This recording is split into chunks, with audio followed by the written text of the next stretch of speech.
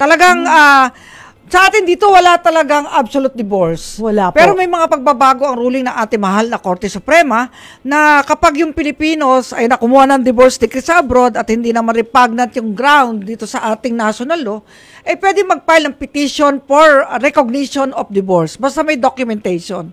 Authenticated ng konsul, embahada, yung divorce decree sa abroad. Pinapayagan na din ng mga Pilipino. Kunwari pumunta sila ng Hong Kong or pumunta sila ng Amerika, pareho silang Pinoy.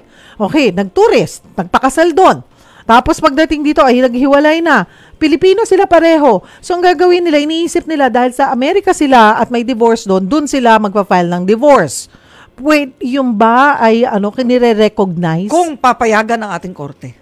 Ang ating korte pa kasi, rin. yan ang state agent, ang judiciary, sa mga kasal, tagabantay Dahil ang definition ng marriage, sinasanction ng state yan Tsaka pagka may mga ganyan, laging naka-intervene ang ating mga prosecutor sa Solicitor General's office. Nakabantay. Dahil kailangan proteksyonan ang inviolability ng ating kasal.